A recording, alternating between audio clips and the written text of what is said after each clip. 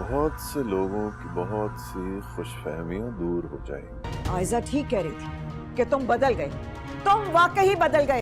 अस्सलामुअलैकुम नाजरीन। Drama serial बेटियां में हमने देखा कि आनिया हनम के घर जाती है तो अनम की सास बिला वजह हानिया से उलझ पड़ती है, और जब हानिया जवाब देती है तो इसकी सास हंगामा खड़ा कर देती है और लेक को कॉल करके बताती है कि हानिया और कोमल ने इसके घर आके इसके साथ बदतमीजी की। हम हानिया को तो मालूम हो चुका है कि अनम के साथ इसके ससुराल में क्या हो रहा है। इस तरह अब इरम भी अनम की हमायत कर रही है। फाइक के आने पर जब इसकी माँ इसे मिर्च मसाला लगाकर अनम और हानिया वगैरह की शिकायतें लगा रही होती है तो इरम सब कुछ सुन लेती है। फाइक के जाने के बाद अपनी माँ को खबरदार करती है और कहती है कि अगर अब अनम के साथ कुछ बुरा हुआ तो मैं भाई को सब सच बता दूंगी। जिस पर इसकी माँ कहती है कि फाइक मेरा बेटा है, वो वही करेगा जो मैं उसे कहूँ, और अगर जब फाइक ने तुम्हारी बात मान ली तो मुझे आके खुशखबरी सुना। जबकि दूसरी जानिब फायजा अभी तक अपने घर वापस नहीं गई। दानिश इसे लेने के लिए भी आता है, लेकिन फायजा फिर एक दिन मजीद रुकने का कहती है, जिस पर दानिश का मूड खराब हो जाता है और वो कहता है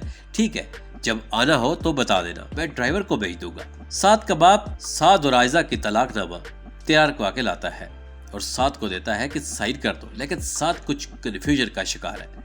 इस वक्त जब इसका बाप इस पर बहुत दबाव डालता है और जिस पर साद साइन ही करने वाला होता है कि इसका मुलाजिम इसका फोन लेके आता है, जिस पर इसकी माँ की कॉल्स आ रही होती है। साद कागजात छोड़कर कॉल सुनने चले जाता है। अगली किस्त में हम देखेंगे कि साद बहुत गुस्से में होगा, शायद इसके बाप की हकीकत इसे पता चल जाएगी और सिर्फ इसकी और आयजा की औलादगी करवाना चाहता है, या हो सकता है जब इसकी माँ इसे बताए कि लहीक भाई साहब आए थे तो इसे गुस्सा आ जाए। अलबत्ता अगली की दिलचस्पी से भरपूर होगी। हमारी ये वीडियो अगर आपको पसंद आई तो लाइक करें, शेयर करें और हमारे चैनल को सब्सक्राइब करें।